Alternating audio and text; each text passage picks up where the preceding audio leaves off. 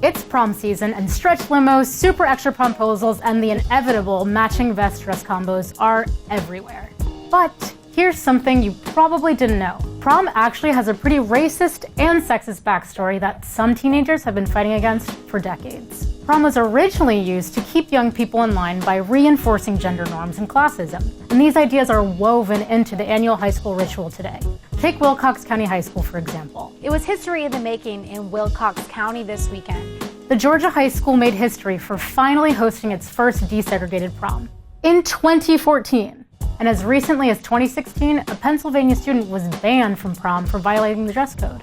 The offense? Wearing a suit instead of a gown. So how did the prom come full circle right back to its racist and misogynistic genesis today? To answer that, we need to take it back to the mid-19th century. Chapter 1, Proms Beginning. Prom, from the French word promenade, means a formal introduction in which guests are paraded around a room. Initially held for college seniors, these highly chaperoned 19th century events usually met students practice good manners and good social skills.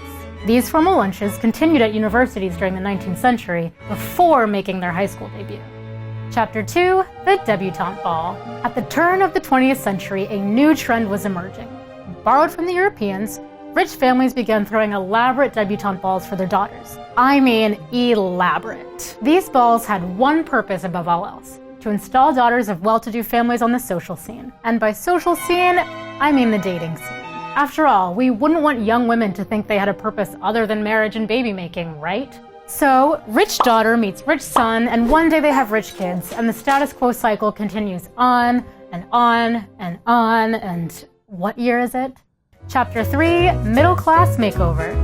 It's around this time that middle-class communities began hosting similar social events for their kids.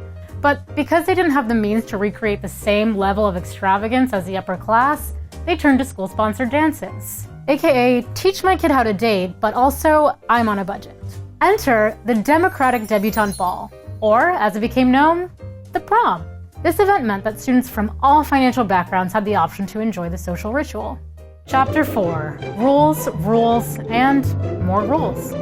Sue has a regular routine. Sue avoids red nail polish since it would call attention to her stubby hands. Poor Sue. Guides like How to Be Well-Groomed were huge during this time. They taught teenagers the rules of dating, beauty, and social etiquette. By the 1930s and 40s, prom was an event to be mastered.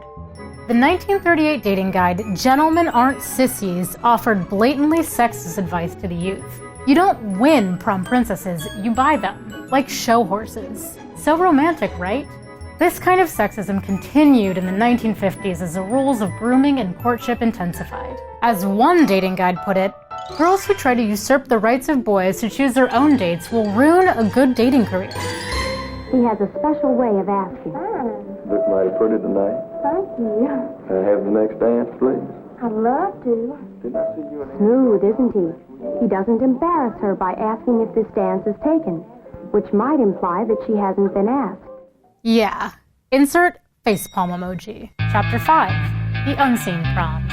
While white America was busy writing the so-called rules, the rest of the country was being pushed to the margins. Those deb balls we talked about were super homogenous, and it was no secret that they were often anti-Semitic. It wasn't uncommon for a Jewish date or guest to be barred from the event. So, no new friends, no new religions, and no new races entered this highly gated social circle. But a lot of communities that were excluded still wanted in on the tradition, so they just created their own. In the 1940s, Japanese Americans living in internment camps, like the Rower War Relocation Center, hosted proms to instill a sense of normalcy for students living in a world anything but. Integrated schools held segregated proms, like Kansas City's Topeka High School class of 1944. Ah, segregated prom courts.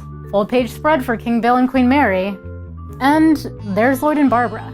And in case you forgot, this was in the Jim Crow South, an extremely racist time in our country.